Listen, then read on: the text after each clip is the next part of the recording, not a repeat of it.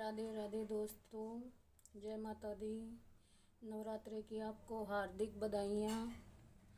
आप सब नवरात्रि कर रहे हैं ना।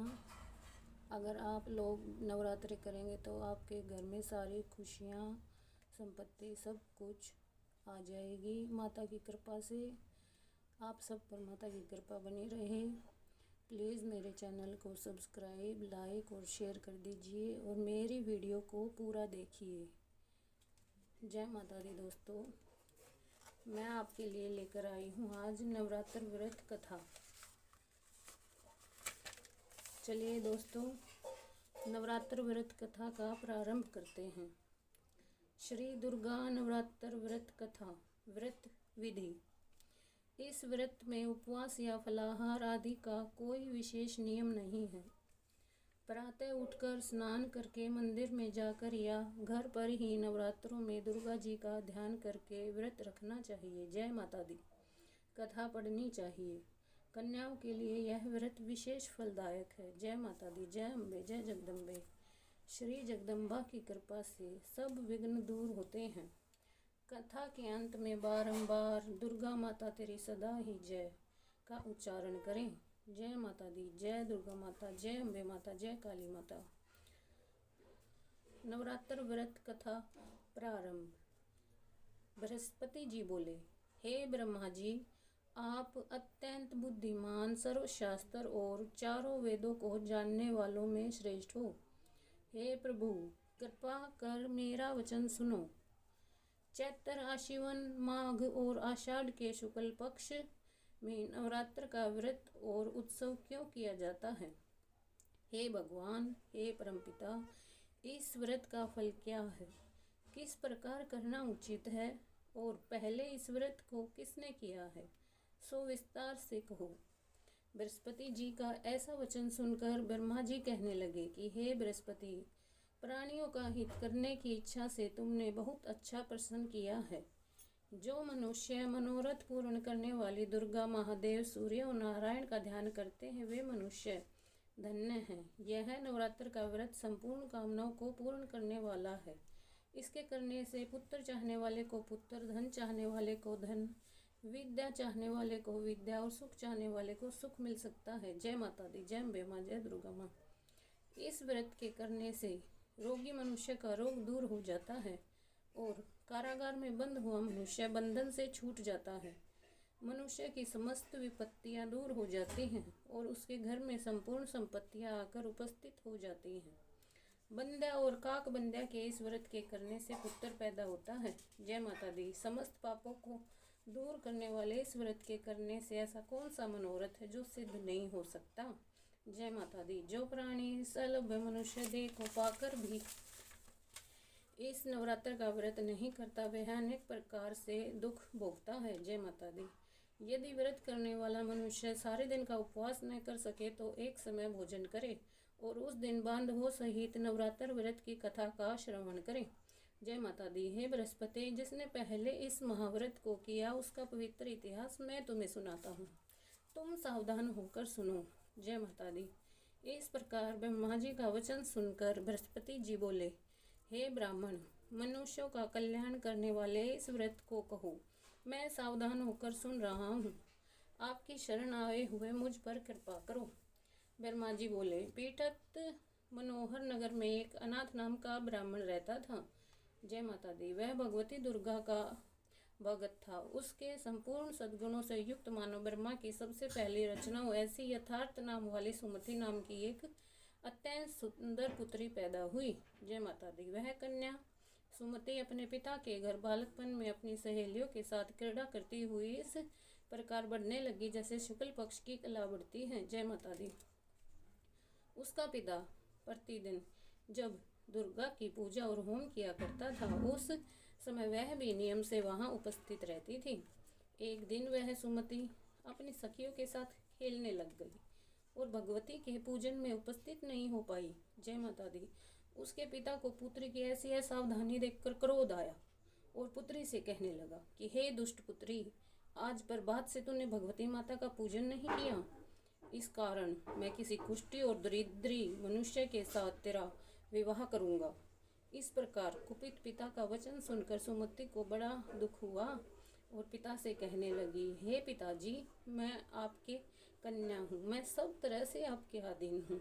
जैसे आपकी इच्छा हो मेरा विवाह कर सकते हैं, पर होगा वही जो मेरे भाग्य में लिखा है। मेरा तो इस पर पूर्ण विश्वास है। मनुष्य न जाने कितने मनोरथों का चिंतन करता है पिताजी, पर होता वही है जो भाग्य में विधाता ने लिखा है। जो जैसा कार्य करता है उसको फल भी उसी कर्म के अनुसार मिलता है, क्योंकि कर्म करना मनुष्य के अधीन है पर फल देव के अधीन है। जैसे अग्नि में पड़े तरणादि उसको अधिक प्रदीप्त करते हैं, उसी प्रकार अपनी कन्या के ऐसे निर्भयता से कहे वचन सुनकर उस ब्राह्मण को अधिक क्रोध आया। तब उसने अपनी कन्या का विवाह एक पुष्टि के साथ कर दिया और अत्यंत क्रोध होकर पुत्री से कहने लगा, जाओ जाओ जल्दी जाओ और अपने कर्म का फल भोगो। देखे भला भाग्य के भरोसे रहकर क्या करती है। इस प्रकार से कहे हुए पिता के कटु वचनों को सुनकर सुमति मन में विचार करने लग गई, अहो मेरा बड़ा दुर्भाग्य है जिससे मुझे ऐसा पति मिला। इस तरह अपने दुख का विचार करती हुए सुमति अपने पति के साथ वन में चली गई और ब्याहने कुशायुक्त उस स्थान पर उन्होंने वह रात बड़े कष्ट से व्यतीत की। उस गरीब बालिका की ऐसी दशा देखकर भगवती पूर्व पुण्य के प्रभाव से पकड़ होकर बोली सुमति कि हे दीन ब्राह्मणी, मैं तुम पर प्रसन्न हूँ। तुम जो चाहो सो वरदान मांग सकती हो। मैं प्रसन्न होने पर मनवांछित फल देने वाली हूँ।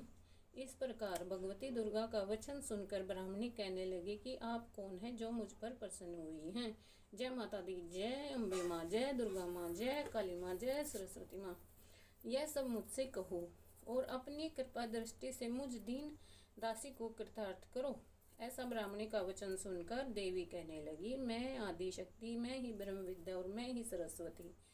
मैं प्रसन्न होने पर प्राणियों का दुख दूर कर उनको सुख प्रदान करती हूँ। हे ब्राह्मणी, मैं तुझ पर तेरे पूर्व जन्म के पुण्य के प्रताप से प्रसन्न हूँ।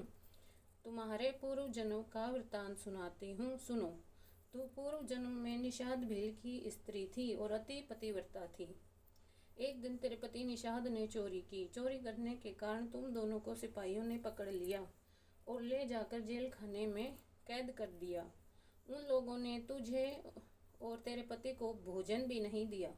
इस प्रकार नवरात्र के दिनों में न तो तुमने कुछ खाया न जल ही पिया, इसलिए 9 दिनों तक नवरात्र का व्रत हो गया। हे ब्राह्मणी, उन दिनों में जो व्रत हुआ उस व्रत के प्रभाव से प्रसन्न होकर मैं तुम्हें मनोवांछित फल दे रही हूँ। तुम्हारी जो इच्छा हो सो वर मांगो। इस प्रकार दुर्गा के दिए हुए वचन सुनकर ब्राह्मणी बोली कि हे माँ, मैं आपको प्रणाम करती हूँ। हे माता, मुझ पर कृपा करो, कृपा कर मेरे पति के कोढ़ को दूर करो। देवी कहने लगी, मैं उन दिनों में जो तुमने व्रत किया उस व्रत के एक दिन का पुण्य अपने पति का कोढ़ दूर करने के लिए अर्पण करती हूँ।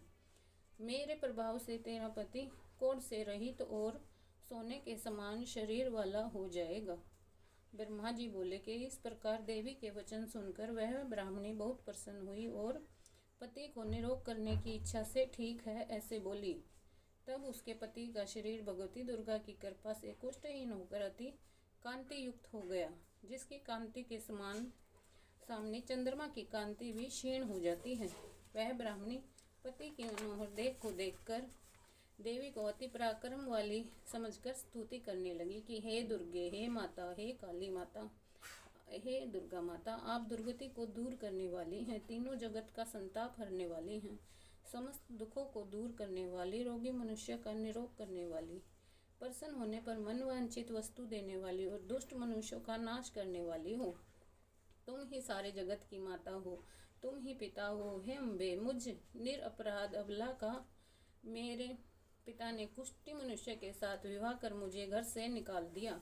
उनकी निकाली हुई मैं पृथ्वी पर घूमने लगी। आपने ही मेरा इस आपत्ति रूपी समुद्र से उद्धार किया है माता, मैं आपको प्रणाम करती हूँ। जय माता रानी, मुझ दीन की कृपा करो। ब्रह्मा जी बोले कि बृहस्पति, इस प्रकार उस सुमति ने मन से देवी की बहुत स्तुति की, बहुत पूजा की और उसके द्वारा की हुई स्तुति को सुनकर सुमति पर देवी को बहुत संतोष हुआ और ब्राह्मणी से कहने लगी कि हे ब्राह्मणी, तेरे उद्दालक नाम का अति बुद्धिमान, कीर्तिमान और जितेंद्रिय पुत्र शीघ्र ही होगा।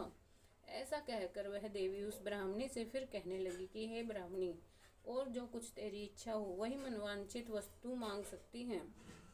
ऐसा भगवती दुर्गा का वचन सुनकर सुमति बोली कि हे दुर्गे, अगर आप मुझ पर प्रसन्न हैं तो कृपा कर मुझे नवरात्र व्रत विधि बतलाइए। हे दयामयी, जिस विधि से नवरात्र व्रत करने से आप प्रसन्न होती हैं, उस विधि तथा उसके फल को मुझसे विस्तार पूर्वक कहें।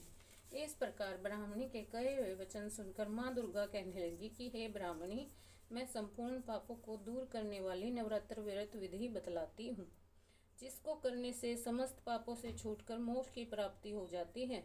आश्विन मास में शुक्ल पक्ष की प्रतिपदा से लेकर 9 दिनों तक विधि पूर्वक व्रत करें। यदि दिन भर व्रत न कर सके तो एक समय भोजन करें। पढ़े लिखे ब्राह्मणों से पूछकर घट स्थापना करें और वाटिका बनाकर उसको प्रतिदिन जल से सींचे। महाकाली, महालक्ष्मी और महासरस्वती की मूर्तियां बनाकर उनको नित्य विधि सहित पूजा करें। पुष्पों से विधि पूर्वक अर्घ्य दे। बिजोरों के फूल से द्वारा अर्घ्य देने से रूप की प्राप्ति होती है और जायफल से कीर्ति तथा दाख से कार्य की सिद्धि होती है। आंवले से सुख और केले से भूषण की प्राप्ति होती है। इस प्रकार फलों से अर्घ्य देकर यथा विधि हवन करें। खांड, घी, गेहूँ, शहद, जौ, तिल, बिल्व, जय माता रानी, नारियल, दाख और कंदम्ब से हवन करने, गेहूं से होम करने से लक्ष्मी की प्राप्ति होती है। जय माता रानी। खीर तथा चंपा के पुष्पों से धन और पत्तों से तेज एवं सुख की प्राप्ति होती है। आंवले से कीर्ति और केले से पुत्र होवे। कमल से राज सम्मान और दाखों से सुख और संपत्ति की प्राप्ति होती है। खांड, घी, नारियल, शहद, जौ, तिल, इनसे तथा फलों से होम करने से मनवांछित वस्तु की प्राप्ति होती है। व्रत करने वाला मनुष्य इस विधान से होम कर आचार्य को अत्यंत नम्रता के साथ प्रणाम करे और यज्ञ की सिद्धि के लिए उसे दक्षिणा दे। इस महाव्रत को पहले बताई हुई विधि के अनुसार जो करता है उसके सब मनोरथ पूर्ण हो जाते हैं। जय माता रानी, जय दुर्गे माँ, जय अम्बे माँ। इसमें तनिक भी संशय नहीं है। इन 9 दिनों में जो कुछ दान आदि दिया जाता है उसका करोड़ों गुना फल मिलता है। इस नवरात्र का व्रत करने से ही अश्वमेध यज्ञ का फल मिलता है। हे ब्राह्मणी, इस संपूर्ण कामनाओं को पूर्ण करने वाले उत्तम व्रत को तीर्थ, मंदिर अथवा घर में ही विधि के अनुसार करें। ब्रह्मा जी बोले, हे बृहस्पति, इस प्रकार ब्राह्मणी को व्रत की विधि और फल बताकर देवी अंतर्ध्यान हो गई। जो पुरुष या स्त्री इस व्रत को भक्तिपूर्वक करता है वह इस लोक में सुख पाकर अंत में दुर्लभ मोक्ष को प्राप्त होता है। हे बृहस्पति, यह दुर्लभ व्रत का महात्म्य मैंने तुम्हारे लिए बतलाया है। जय माता दी।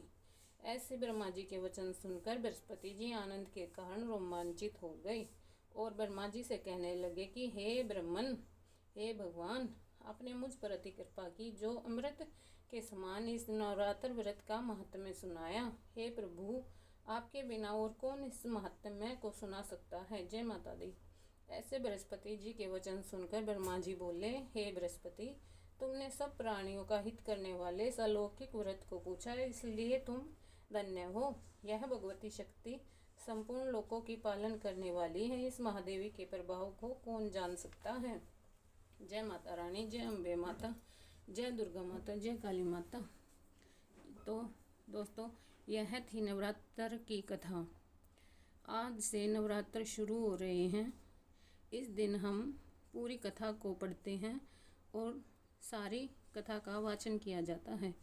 अगर आपको मेरी इस व्रत कथा में थोड़ा भी कुछ पसंद आया हो तो प्लीज़ मेरे चैनल को सब्सक्राइब करें, लाइक करें और शेयर करें। जय माता दी।